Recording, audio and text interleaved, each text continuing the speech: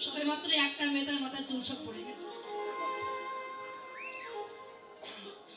দক্ষরাজ এই 7 জন মেয়ের মধ্য থেকে প্রথমে 8 জন কন্যাকে বিবাহ দিয়েছিলেন ধর্মরাজের সাথে। একেবারে 8টা কন্যাকে বিবাহ দিয়েছিলেন। তারপরে 11টা কন্যাকে বিবাহ দিয়েছিলেন একাদশ রুদ্রের সঙ্গে। রুদ্র মানে 11। ওই ব্রহ্মার ক্রোধ অনল থেকে একাদশ রুদ্রের জন্ম হয়েছে। তাই একাদশ রুদ্রের সঙ্গে 11টা মেয়ের বিয়ে দিলেন। 8 আর 11 হলো 19, আপনার হিসাব রাখবেন। এরপরে 13 জন কন্যাকে বিবাহ দিয়েছিলেন কশ্যপ মুনির। তাহলে 13 আর 19 কত হলো? 32। এরপরে 27টা মেয়ে বিবাহ দিয়েছিলেন চন্দ্রদেবের সাথে। এটা আমার বানানো গল্প নয়। 27টা নক্ষত্র আছে না বাবা, চন্দ্রদেবের এক একজন স্ত্রী। এই 27টা নক্ষত্র বা ঘরণী। 27 আর 32 হলো 59। বাকি রইল 1। সব থেকে ছোট মেয়ে আদরে সেই মেয়েকে বিয়ে দিয়েছিলেন ওই যে পাগলা ভোলানাথের সাথে। তার নাম ছিল সতী। এই 7 জন কন্যা। এখন চন্দ্রদেবকে যে 27টা মেয়ে বিয়ে দিয়েছিলেন, 27টা নক্ষত্রের নাম কি আপনারা পঞ্জিকায় নামগুলো দেখবেন, পেয়ে যাবেন। তাদের মধ্যে কয়েকটা নাম বলছি: অশ্বিনী, রেবতী, করহিণী, অনুরাধা, রোহিণী, মগা, শ্রাবণা, উত্তর ফাল্গুনী, আরো অনেক নাম আছে। এখন চন্দ্রদেব 27টা স্ত্রীর মধ্যে থেকে সব থেকে একটা স্ত্রীকে বেশি ভালোবাসতেন, যার নাম ছিল রোহিণী। ওমা, যতই তারা মায়ের পেটের বোন হোক, বিয়ের পরে কি হলো? তারা সতীন হলো না। আর সতীনের জ্বালাটা কি যারা হয়েছে তারাই তো জানে। এখন 26টা মেয়ে দেখছে আমাদের স্বামী আমাদের আদর যত্ন করে না, ভালোবাসে না, শুধু রোহিণীকে একা ভালোবাসে। কথাটা একটু মন দিয়ে শুনবে। 26টা মেয়ে বলছে, এই দিদি যত বাবার কাছে গিয়ে নালিশ করি। 26টা মেয়ে কি দক্ষরাজের কাছে নালিশ করেছে, বাবা এই ঘটনা, তোমার জামাই আমাদের ভালোবাসে না, আদর যত্ন করে না, শুধু রোহিণীকে বেশি ভালোবাসে। তা তুমি যদি কি একটু তোমার জামাইকে বুঝিয়ে বলতে। মেয়ের জ্বালা। বাবা চলে গেছে। চন্দ্রদেবকে ডেকে বললেন, বাবা চন্দ্র, বাবা জামাই, তুমি আমার 27টা মেয়েকে বিবাহ করে উদ্ধার করেছো, আমি তোমার কাছে ঋণী আছি। তোমার দায়িত্ব কর্তব্য 27টা মেয়েকে সমানভাবে ভালোবাসা, আদর যত্ন করা। কিন্তু তুমি আমার একটা মেয়েকে বেশি ভালোবাসো আর 26টা মেয়েকে ভালোবাসো না, ওরা যে মনে বড় কষ্ট পাচ্ছে। আর তুমি যদি ওদেরকে একটু ভালোবাসো। চন্দ্রদেব চাই যে কি বলতে চাচ্ছেন আপনি? আমি আপনার মেয়েদের খেতে দিই না, আমি আপনার মেয়েদের ঘরে ঘুমাতে দিই না, পরার জন্য কাপড় দিই না। বাবা সব দাও ঠিক আছে, কিন্তু স্বামীর ভালোবাসা যে ওরা পাচ্ছে। তুমি যদি একটু ভালোবাসতে বাবা, খুব উপকার হতো। মানে করজোরে বলছে জামাইয়ের কাছে, শ্বশুর। চন্দ্রদেব চাই যে শ্বশুর শ্বশুরের জায়গা থাকবে, স্বামী স্ত্রীর মধ্যে আপনি নাক গলাতে আসবেন। যেই বলেছেন নাক গলাতে আসবেন না, সব থেকে রাগী দেবতা দক্ষরাজ। দক্ষরাজ চিৎকার করে উঠেছে, চন্দ্র তুমি আমার জামাই বলে আমি তোমার সাথে তখন নম্র হয়ে কথা বলছিলাম, আর তুমি গুরুজনের সাথে কি করে কথা বলতে সেই জ্ঞানটুকু তোমার নেই। আমাকে বলছেন নাক গলাতে আসবেন না। শোনো চন্দ্র, যে দেহের প্রতি তোমার এত অহংকার, আমি তোমাকে অভিশাপ দিলাম। আজ থেকে 15 দিনের ভিতরে তোমার দেহটা একটু একটু করে ক্ষয়ে যাবে, শেষ হয়ে যাবে। তুমি অভিশাপ বিফল হয় না। কয়েকদিন যেতে না যেতে চন্দ্রদেব আস্তে আস্তে ক্ষয়ে যাচ্ছে, নষ্ট হয়ে যাচ্ছে। 15 অংশ ক্ষয়ে গেল, তার বাকি রইল 1 অংশ। চন্দ্রদেব দেখলো আমি তো বাঁচবো না, যে আমাকে বাঁচাতে পারে তার কাছে যায়। চলে গেছে ভোলা মহেশ্বরের কাছে। সমস্ত ঘটনা খুলে বলবার পরে ভোলানাথের চাঁদকে নিয়ে জটার মধ্যে লুকিয়ে রেখেছে। দেখি বাবা যেই না কয়েকদিন চলে গেল, 27টা মেয়ে বা স্বামী হারা হয়ে কাঁদছে। বাবা আমাদের স্বামী কোথায়? দক্ষরাজ বলে মারে আমি তো অভিশাপ দিয়েছি, এতদিন সে নিশ্চয়ই মারা গেছে। বাবা আমরা কিছুই চাই না, আমরা শুধু স্বামী চাই, স্বামী এনে দাও। কি করে দেব? অভিশাপ দিয়েছে, সে নিশ্চয়ই মারা গেছে। 27টা মেয়ে তো কান্নাকাটি শুরু করেছে। আচ্ছা ঠিক আছে কাঁদিস না, আমি ধ্যান যোগে দেখি চন্দ্রদেব বেঁচে আছে কি। ধ্যান যোগে দেখতে পেয়েছে চন্দ্রদেব বেঁচে আছে, তবে ওই মহাদেবের জটার মধ্যে লুকিয়ে আছে। আর দেরি না করে দক্ষরাজ চলে গেছে কৈলাস, ভোলা মহেশ্বরের কাছে। আচ্ছা তাহলে বাবা ভোলানাথ আর ওই দক্ষরাজের সম্পর্কটা কি দাঁড়ালো? তাহলে কি দাঁড়িয়েছে সম্পর্ক? দাদু নাতি শ্বশুর জামা, সব থেকে ছোট মেয়েকে বিয়ে দিয়েছে। বাবা দক্ষরাজ কিন্তু এই ছোট জামাইকে একদম পছন্দ করতেন না। কেন? শ্মশানে থাকতো তো, ছাই ভস্য মারতো, ভূত প্রেত দিয়ে ঘুরে বেড়াতো, একদমই পছন্দ না। তা কৈলাসে কি বোঝাই যে ভোলা কথা বলে ধরুন কেমন, ভোলা চাঁদ দিয়ে দাও। ভোলানাথ বললেন আপনি এসেছেন, আপনি আমার শ্বশুর মশাই, আমার প্রণাম স্বীকার করুন, বসুন, আসন গ্রহণ করুন। আমি বসতে আসিনি, চাঁদ দিয়ে দাও। ভোলানাথ বলে দেখো আপনি যা চাইবেন আমি তাই দেব, কিন্তু আমি চাঁদ দেব। কি চাঁদ দেবে না? তুমিও ভুলে যাও না, চন্দ্রদেব যেমন জামাতা আমার, তুমিও আমার জামাতা, আমি তোমাকে অভিশাপ দিতে পারি। হ্যাঁ দিতে পারেন, আপনি আমার গুরুজন, আমার শ্বশুর মশাই, অভিশাপ দিন, আমি মাথা পেতে নেব, কিন্তু আমি চাঁদ দেব। চাঁদ দেবে না? যখন অভিশাপ দিতে গেছেন স্বয়ং হরি নেমে এসেছে। হরি এসে বলে ভোলানাথ তুমি চাঁদকে দিয়ে দাও, দক্ষরাজ নিয়ে চলে যাও। ভোলানাথ বলে আচ্ছা প্রভু ঠিক আছে চাঁদ দেবো, তার আগে তুমি একটা প্রশ্নের উত্তর দাও। কি প্রশ্ন? এ জগতে তোমার তো হাজার হাজার লক্ষ লক্ষ কোটি কোটি ভক্ত, কোন ভক্ত যদি তোমার চরণে আশ্রয় নেয়, সেই ভক্তকে তুমি কি চরণ ছাড়া করে দাও? না না, চরণ ছাড়া করবো কেন? আমি আমার ভক্তকে হৃদয়ে জড়িয়ে প্রভু তোমার চরণে যে আশ্রয় নেয়, তাকে যদি চরণ ছাড়া না করতে পারো, আমার চরণে যে আশ্রয় নিল তাকে তুমি চরণ ছাড়া করতে বলছো কি করে প্রভু? সত্যি তো, ওর চরণে তো চাঁদ আশ্রয় নিয়েছে, আমি কি করে বলি তুমি ওকে চরণ ছাড়া করে দাও? আচ্ছা ঠিক আছে, কি হবে উপায়? দক্ষরাজ চাঁদ ছাড়া যাবেন না, আর ভোলানাথ চাঁদ দেবেন। মাঝখানে হরি বিপদে পড়েছে। হরি বলছে আচ্ছা ঠিক আছে, আমি একটা সমাধান পেয়েছি, চাঁদ তুলে নিয়েছি। এখন চাঁদ তো মাঝখান থেকে ভেঙেছে, একটুখানি চাঁদ ভোলানাথের মাথায় নিয়ে নিয়েছে, আরে বাকি একটুখানি চাঁদ দক্ষরাজকে নিয়ে বলছো দাও যাও তোমার জামাইকে নিয়ে বাড়ি চলে যাও। দক্ষরাজ বলে প্রভু তুমি কি আমাকে পাগল পেয়েছো, মজা করছো আমার সাথে? এইটুকু চাঁদ নিয়ে আমি কি করব? ভগবান বললেন দক্ষরাজ তোমার অভিশাপে তোমার জামাই কিন্তু 15 অংশ হয়ে গেছে, এতে আমার দোষ নেই। তবে আজ আমি ওকে আশীর্বাদ দিলাম, ওই চাঁদ। কি আশীর্বাদ? তোমার অভিশাপে 15 অংশ হয়ে গেল, আর আমার আশীর্বাদে ওই চন্দ্র আর 15 দিনে তার পূর্ণ দেহটা আবারও ফিরে পাবে, যেটাকে বলা হয় শুক্লাপক্ষ এবং কৃষ্ণপক্ষ। তাই 15 অংশ ওই জাগতিক জগতের চাঁদ, আর এক অংশ থেকে গেল ওই ভোলানাথের মাথা। তাই চাঁদের কলঙ্ক আছে, কিন্তু গৌর চাঁদের কোনো কলঙ্ক না। আহা নদী আরো উদয়গিরি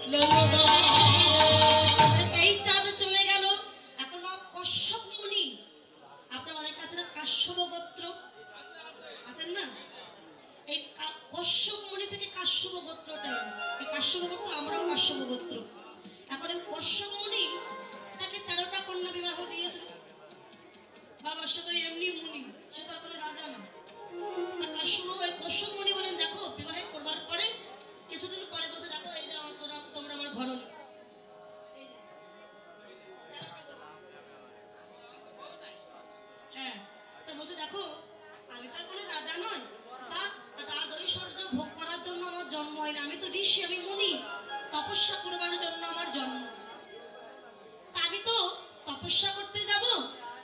তা তোমরা যদি কেউ আমার সঙ্গে যেতে চাও তপস্যা করতে, যেতে পারো। কেউ যাবে?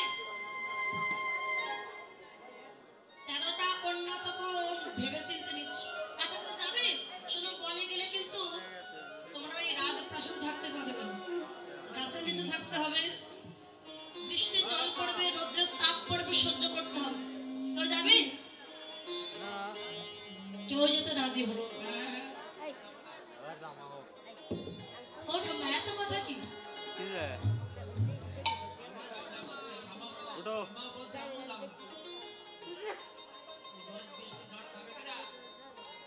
এখনকার ছেলে মেয়ে তো বাবা মাকে খেতে দেয় না। কেমন সন্তান নিতে হবে যে বাবা মাকে ভক্তি শ্রদ্ধা করবে? দেখুন, বাবা হলো বীজ, মা হলো ক্ষেত্র বা জমি।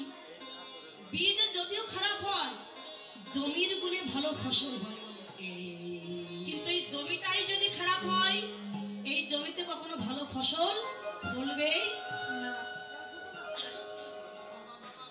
এখন কশ্যপ মুনি বলছে, দেখো তোমরা তো রাজকন্যা, বনে গিয়ে তোমরা থাকতে পারবে না, তা তোমরা ঘরেই থাকো।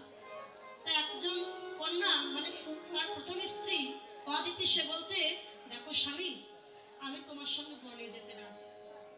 তুমি থাকতে পারবে? বনে কত কষ্ট সহ্য করতে হবে, তোমায় খেতে পারবে না। স্বামী, আমি তোমার সঙ্গে যেতে চাই। ঠিক আছে, দেখো আমি তপস্যায় বলবো, তোমার দিকে খেয়াল করার সময় আমার হবে না। ঠিক আছে স্বামী, আমি তোমার সেবা করবো, তোমার যেটা প্রয়োজন আমি তোমায় যোগাই দেব। ঠিক আছে, কশ্যপ মুনি যে তপস্যায় বসেছে, অদিতি মা সবকিছু যোগাই দেয়, যা যা প্রয়োজন। একদিন যায়, দুদিন যায়, এমনি ভাবে 1000 বৎসর তপস্যায় বসে আছে। বাবা, 1000 বৎসর যদি ফাঁকা আকাশের নিচে কেউ বসে থাকে, রাজকন্যাকে রাজকন্যা থাকবে? তো ভিখারির মতো হয়ে যাবে। চুলগুলো জটা ধরে গেছে, চেহারা ফ্যাকাশে হয়ে গেছে, এখন কালো হয়ে গেছে, দেখে চেনার উপায় না। 1000 বৎসর পর যখন তার ধ্যান ভেঙেছে, দেখছে অদিতির চেহারা একদম নষ্ট হয়ে গেছে, দেখে বোঝা যায় না এটা আমার স্ত্রী। তা তার কষ্ট দেখে কশ্যপ মুনি একটু দয়া হলো তার।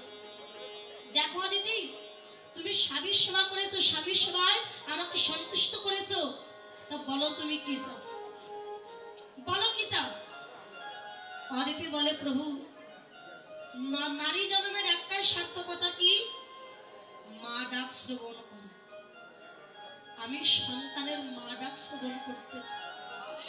দেখো অদিতি, আমি তো ঋষি, আমি ঔরস জাতক সন্তান তোমাদের দিতে পারবো, তবে তুমি স্নান করে এসো, আমি তোমার গর্ভে হাত বুলিয়ে আশীর্বাদ দেব, তুমি যেমন সন্তান চাইবে তেমন সন্তান পাবে।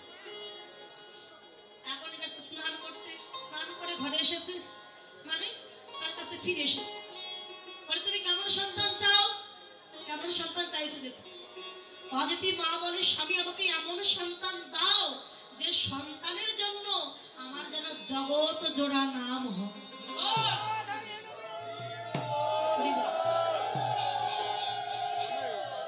আমার জগৎ জোড়া যেন নাম হয়। ঠিক আছে, গর্বে হাত বুলিয়ে দিয়ে আশীর্বাদ দিয়েছে, যাও, তুমি জগৎ জোড়া নাম চাইছো তো সন্তানের জন্য, আশীর্বাদ করলাম, তুমি দেবতা কুলের জননী হবে। এই দেবতা কুলের জননী কিন্তু এই মা অদিতি, দেবতা কুলের জননী হোক। গর্বে সন্তান নিয়ে ঘরে গেছে। এখন অন্যান্য যারা পত্নী ছিল, তখন অদিতির পরে দিতি, এরা গিয়ে বলছে, স্বামী, দিদি সন্তান পেল, আমরা কেন সন্তান পাবো না? ঠিক আছে, তোমরাও যেমন সন্তান চাইবে তেমন সন্তান পাবে।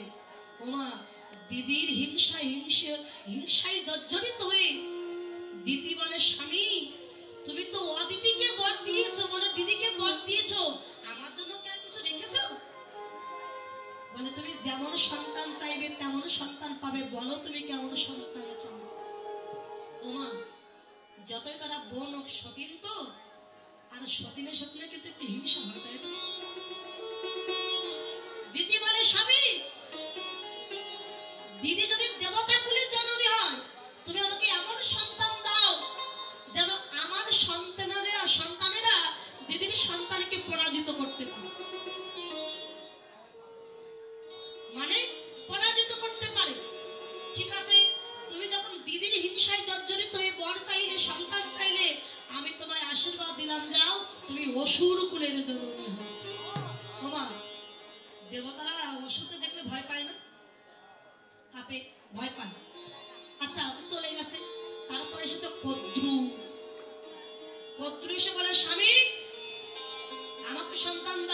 বলো তুমি কেমন সন্তান চাও?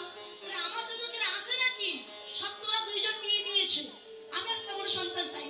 আর তুমি চেয়ে দেখো না, তা কত চিন্তা করছি এমন সন্তান চাইতে হবে যেন সবাইকে পরাজিত করতে পারে। স্বামী, তুমি এমন সন্তান দাও, আমার সন্তানদের দেখে শুধু বড়দের সন্তান নয়, মেজদের সন্তান নয়, জগতের সবাই যেন থরথর করে কাঁপে আমার সন্তানদের দেখে। বেশ, তুমি যখন হিংসায় জর্জরিত হয়ে এমন সন্তান চাইলে, আমি তোমায় আশীর্বাদ দিলাম, গর্বে হাত বুলিয়ে দিয়ে আশীর্বাদ দিয়েছে, যাও তুমি সর্পকুলের জননী হও। বাবা, যে যত মহারথী হোক সাপ দেখে ভয় পায় না, কাঁপে না? সে যেই হোক, সাপ দেখে কিন্তু সবাই থরথর করে কাঁপে। তা যাও, সর্পকুলের জননী হও। এবার সবাই চলে গেছে, বিনোদ এক পাশে চুপটি করে দাঁড়িয়ে আছে, কাঁদছে অঝর ঝর। আরে কশ্যপমণি তার বিনোদার এই পথে খুব প্রিয়, ছোট তো খুব প্রিয়, তা আদর করে বিনোদা বলে নয় বিনু বলে ডাকতেন। বিনু ডাক দিয়েছে, বিনু। তোমার দিদিরা সবাই বর চাইলো, নিজের ইচ্ছা মতো সন্তান নিল, তুমি কোনো সন্তান চাও না, বলো তুমি কেমন সন্তান চাও? বিনয় আমার নয়নের জলে কেঁদে বলে, ওগো স্বামী, তুমি আমায় যদি সন্তান দিতে চাও, আমি বড়দির মতো সন্তান চাই, আমি মেজ দিদির মতো সন্তান চাই না, আমি শেষ দিদির মতো সন্তান চাই না, তুমি এমন সন্তান আমায় দাও যেন সে কৃষ্ণ বলে কাঁদিতে পারে। নিতাই গৌর হরি বলে কাঁদিতে পারে। তুমি সেই কৃষ্ণ বলা পাখি আমায় দাও যেন সে কৃষ্ণ বলে কাঁদিতে পারে। তুমি সেই কৃষ্ণ বলা পাখি আমায় দিয়ে দাও কৃষ্ণ বলে কাঁদিতে পারে, যেন সে কৃষ্ণ বলে কাঁদতে পারে। সে কৃষ্ণ বলা পাখি তুমি আমায় দাও। যে বলেছে কৃষ্ণ বলা পাখি দাও। বিনু, সবাই এতগুলো করে সন্তান চাইলো, আর তুমি একটা সন্তান চাইলে? যাও, তুমি তো কৃষ্ণ বলা পাখি চাইলে, আমি তোমার গর্ভে হাত বুলিয়ে আশীর্বাদ দিলাম, তুমি একটা নয় দুটা সন্তানের জন্ম হবে, দুইটা সন্তান হবে তোমার গর্ভে। প্রথম সন্তান হবে অরুণ দেব, যে সূর্যের সেবায় লেগে যাবে, আর দ্বিতীয় সন্তান হবে গরুর পক্ষী, যে গরুর নারায়ণের চরণ সেবায় লেগে যাবে। কৃষ্ণ বলা পাখি চাইলে যাও, এই গরুর কৃষ্ণ ভক্ত হয়ে নারায়ণের ভক্ত হয়ে সে ভগবানের চরণ সেবায় লেগে যাবে। সন্তান যখন চাইতে হয় মা, ভেবে চিন্তে অনেক চিন্তা করে সন্তান চাইতে হয়। এরা চাইলো কি, দিদির সন্তান আমার সন্তানের চাইতে বেশি পারবে না, আমার সন্তান দিদির সন্তানদের জন্য পরাজিত করতে পারে। হিংসা, হিংসাই তো কখনো ভালো সন্তানের জন্ম হয় না। করি কার সঙ্গে তুলনা হবে গৌর হরি? সুবর্ণ বরণ হেরি নিজ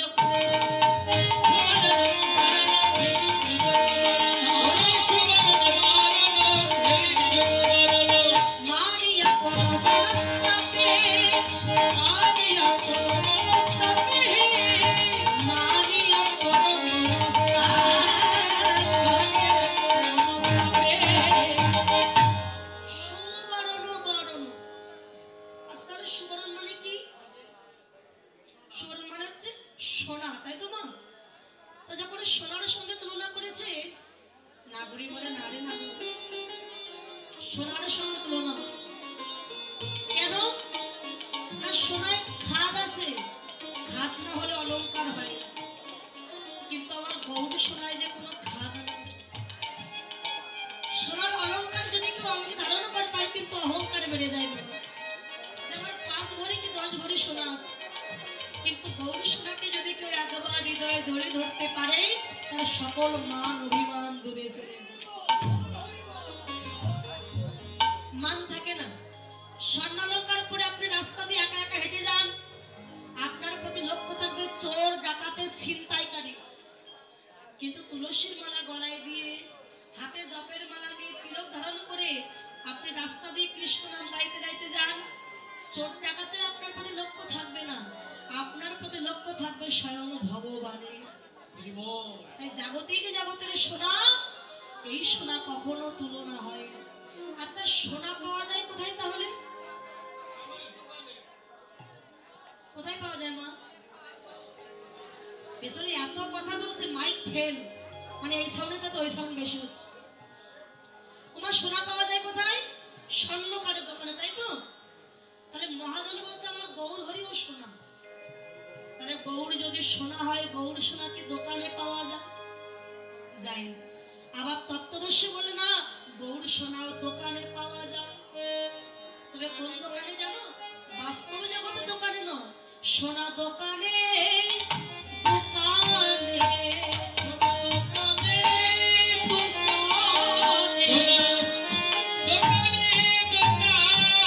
যারা দোকান পেতে বসে আছে দেখো, সেই দোকানে যারা দোকান পেতে বসে আছে দেখো, দোকানে দোকান সোনা দোকানে মেলে গো, দোকানে মেলে গো, দোকানে মেলে গো। আর নিরজনে বসে সোনা, আর নিরজনে বসে দোকানে মেলে গো। সোনা পাওয়া যায় দোকানে, এই দুই কানের ভিতর। কি করে পাওয়া যাবে? চৈতন্য চরিতামৃতে বললেন, শিষ্যের কর্ণ যোনি গুরুদেব জিহ্বা লিঙ্গ উভয় সময় ধরে কৃপা দৃষ্ট ভাবিত গর্ভে প্রেম ভক্তি সুতারণ হবে। শিষ্যের যে কর্ণের দান, এইটিকে যোনি প্রমাণ করেছে। গুরুদেবের যে জিহ্বা, সেটিকে লিঙ্গ প্রমাণ করেছে। উভয় সময় ধরে যদি নির্জনে বসে দুধ মন্থন করা যায়, তার সারবস্তু কিন্তু মাখন পাওয়া যায়। ঠিক তেমনি নির্জনের থেকে জনি এবং লিঙ্গ যদি কেউ মন্থন করতে পারে, তারও সারবস্তু পাওয়া যায়। কৃপা দৃষ্টে, অর্থাৎ কৃপার নয়নে গুরুদেব যদি শিষ্যের পানে একবার লক্ষ্য করে, আর শিষ্যের কর্ণমূলে বদন দিয়ে যদি একবার সেই বীজ মন্ত্রটা অর্পণ করে দেন। এবার দেখুন, আপনি যে ভগবানকে পাবেন, পাওয়ার আগে আপনার মূল হচ্ছে গুরুর কাছ থেকে দীক্ষা মন্ত্র নেবেন। যতক্ষণ দীক্ষা মন্ত্র আপনি কানে না নেবেন, হাতে জল শুদ্ধ হবে না, দেহ শুদ্ধ হবে না, ভজন পথে যেতে পারবেন না। এবার আগে মন্ত্র নিয়েছেন, মন্ত্র নেওয়ার পরে গুরুদেব যেমন ভাবে বলেছেন, শিষ্য তেমন ভাবে ভজন সাধন করেছে। সাধন করতে করতে যখন আমার কৃপা, আমার গুরুর কৃপা হয়ে গেল, তখন আমার গৌর গোবিন্দের দেখা হয়ে গেল। তাহলে গোবিন্দের দেখা পাওয়ার আগে এই দুই কানে যে আমি মন্ত্র নিয়েছি, এটাই হচ্ছে আমার কাজ। তাই গৌর সোনা পাওয়া যায় দোকানে, মানে মন্ত্রের দ্বারা তো গৌর সোনার দেখা হবে। তাই গৌর সোনা পাওয়া যায় দোকানে। আবার বলছে সোনাই পাওয়া যায়। তালবু সহকার মধ্যাহ্ন আকার সোনা, কোনো কিছু কানে শ্রবণ করা, আর দন্ত সহকার তন্তান্ন আকার, এই সোনা জাগতিক জগতের সোনা। বলে এই সোনা নয়, যদি পারো ভালো কিছু শ্রবণ করো, শুনতে শুনতে গৌর গোবিন্দের দেখা একদিন না একদিন ঠিক হয়ে যাবে। তাই সোনার সঙ্গে তুলনা হয় না। নিজ তনুজারি ভাষণ এই যতন জানি শিরোনার সন্তানে, আরে যার সময় অধিক বিদিক নাই অনুভবী, তুলনা দিবার নাহি ঠোক, তুলনা দিবার নাহি ঠোক। আমার বলছে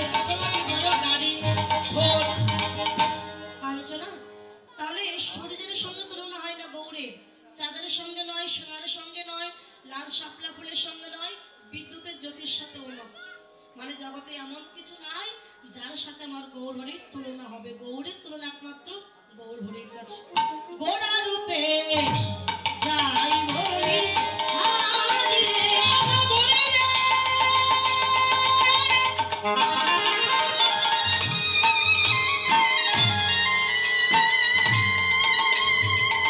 গোড়ারূপে গোড়ারূপে জয় বলি হারি রে, আমার গোড়া রূপে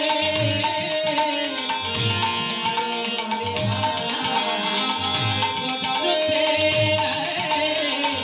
জয় বলি হারি রে।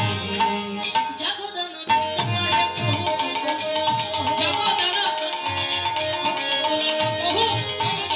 করে নিরপম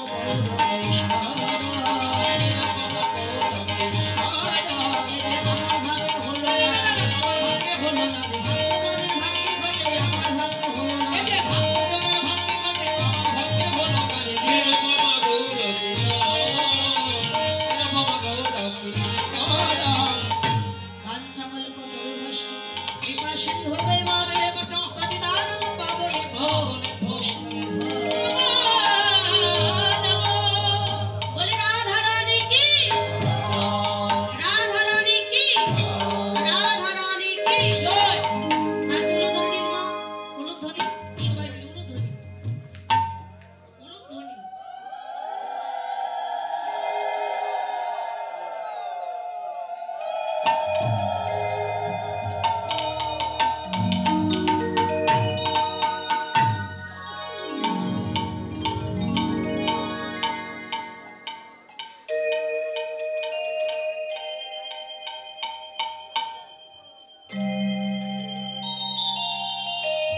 সবাই মিলে সবাই তুলি বলবেন একটু কষ্ট দেবো আপনাদের। দাদা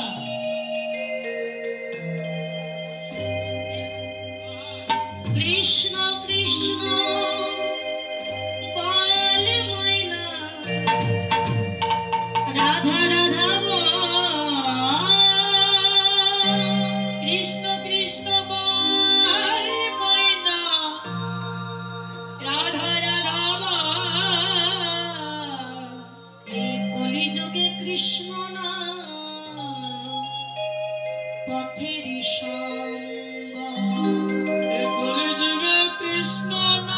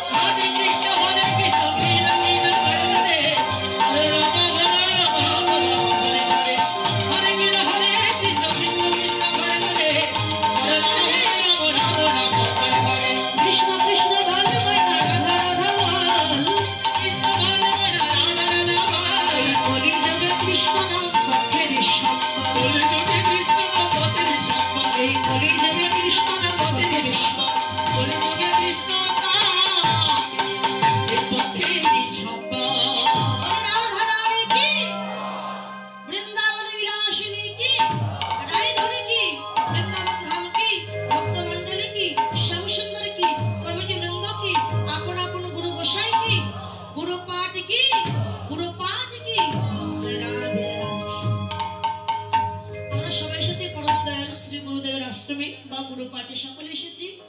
তো অল্প ভাগ্যে না হয় গৃহে বৈষ্ণবের আগমন, আর অল্প ভাগ্যে সদগুরু বৈষ্ণবের কৃপা পাওয়া যায় না, গুরু কৃপা পাওয়া যায় না। সকলে আমরা এসেছি গুরু পাঠে, আজকে জীবন ধন্য হয়ে গেল। মধুময় বৃন্দাবন ধাম,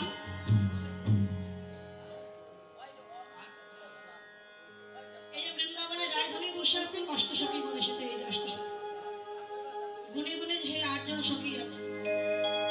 এই ললিতা, বিশাখা, ইন্দুরেখা, চম্পকলতা, সুদেবী, তুঙ্গবিদ্যা, চিত্রা, এই যে সখী গুণ। এসে রায়ধনীকে বলছে, এই রাধে আর মনে হয় বসে আছিস কেন?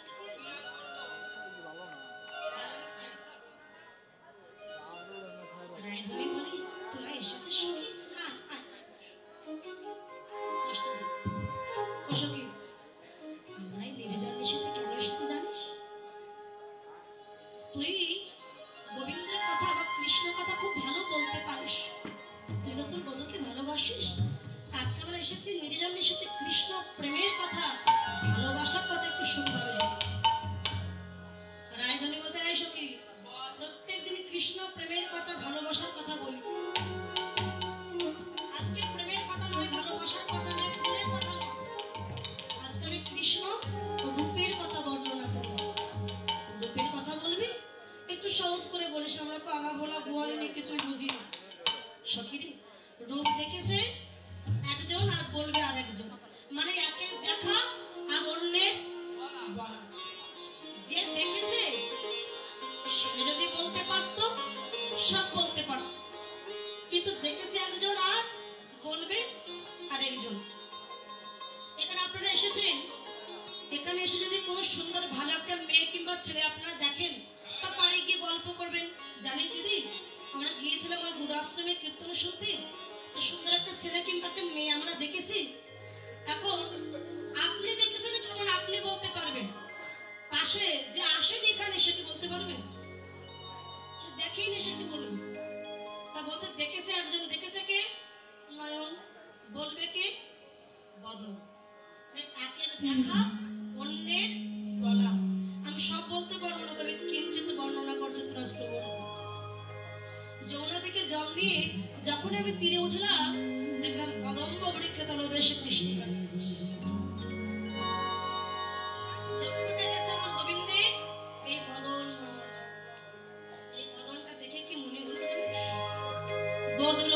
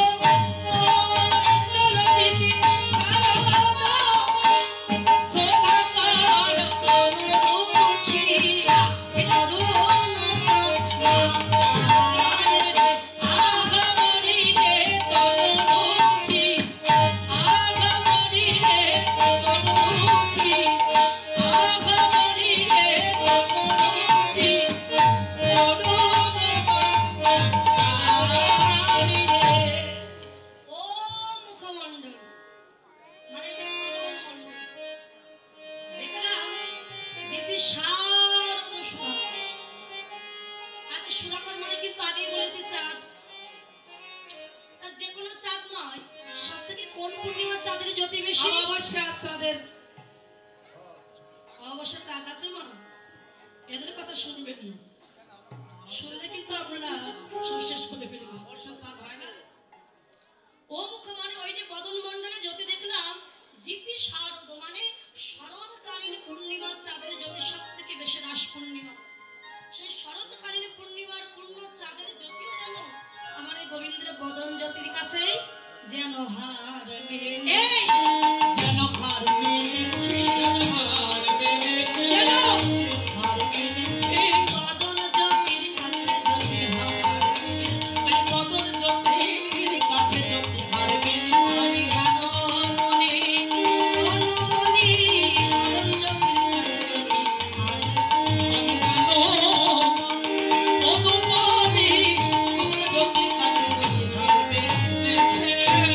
বদন জ্যোতির কাছে ওই জ্যোতি যেন হার মেনে গেছে, তুলনা হয় না। তনু রুচি, তনু মানে কি?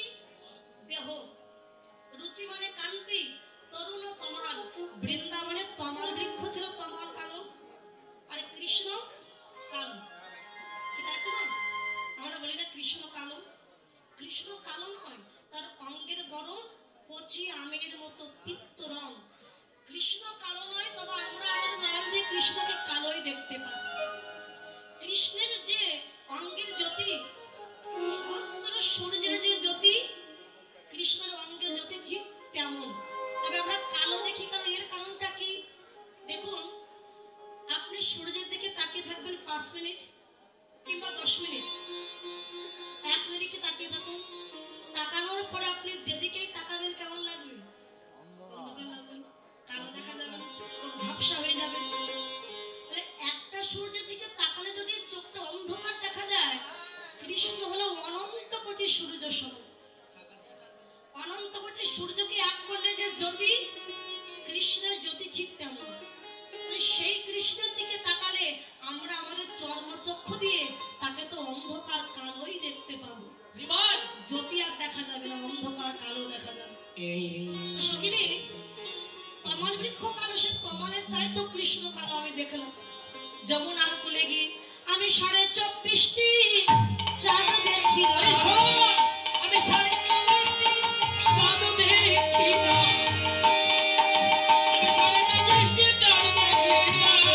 ওই তপন তনয়ার নীরে 24টি চাঁদ দেখি না। ওই তপন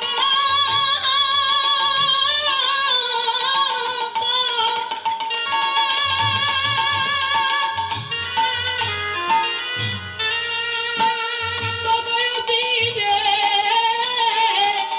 আমি সাড়ে 24টি চাঁদ দেখি না। আমি দেখলাম তপন ও তনয়ের নীরে। তপন মানে সূর্যের আরেক নাম হচ্ছে তপন, তনয়া মানে কন্যা। তো সূর্যের কন্যাকে ওমা আমরা ভাই ফোঁটা দিই না কপালে, কি বলি বলুন তো? ভাইয়ের কপালে দিলাম ফোঁটা, জমের দুয়ারে পড়লো কাটা। যমুনা দেয় জমকে ফোঁটা। তা যমুনা যদি জমকে ফোঁটা দেয়, যমুনা আর জম ভাই বোন। কেননা সূর্যদেবের পত্নী ছিলেন সংজ্ঞা। সংজ্ঞা সূর্যের এই তেজকে সহ্য করতে না পেরে নিজের অঙ্গ থেকে আরেকজনকে সৃষ্টি করেছিলেন, সংজ্ঞারই মতো দেখতে, তার নাম দিল ছায়া। তো সংজ্ঞার গর্ভে সন্তান হয়েছিল সূর্য এবং ওই জম এবং যমুনা, আর ছায়ার গর্ভে সন্তান হয়েছিল কালিন্দী আর বড় ঠাকুর। বড় ঠাকুরকে শনিদেব। এখন অনেক কাহিনী আছে বাবু, কেন এই যমুনা হলো, তারপরে কালিন্দী, তারপরে শনিদেব হলো, কেন তাকে কি চিনতে পারলো না? অনেক কাহিনী আছে, অধিকার যাবো না আমরা। তো যখন যমুনা বলে তপন তনয়ার নীরে, তাহলে সূর্যের কন্যা যমুনা, নীর মানে জল, মানে যমুনার জলে জল আনতে গিয়ে আমি 24.5 চাঁদ দেখেছি।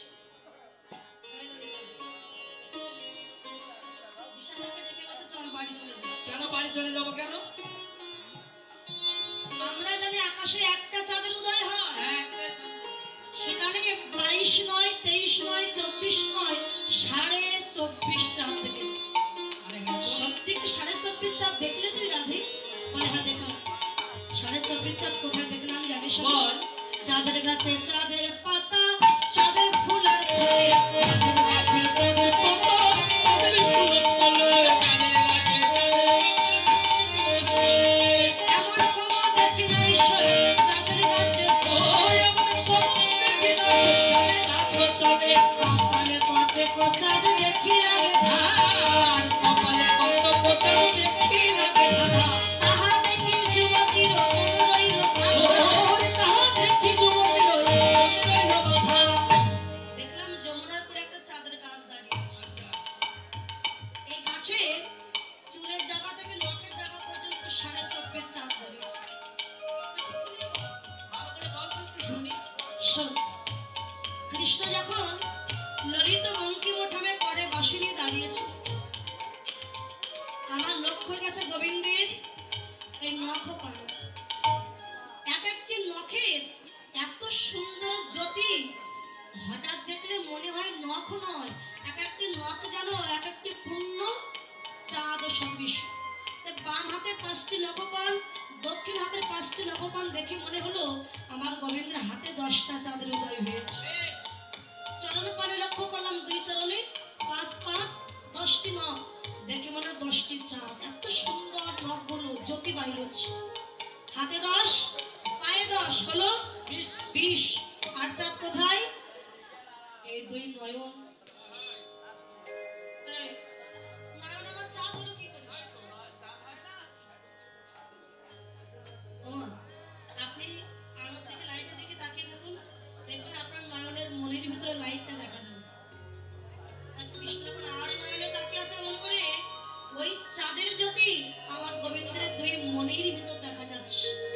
ছোট 2টা চাঁদ দেখে মনে হলো আমার গোবিন্দের 2 নয়ন দুখানা চাঁদ হলো 22।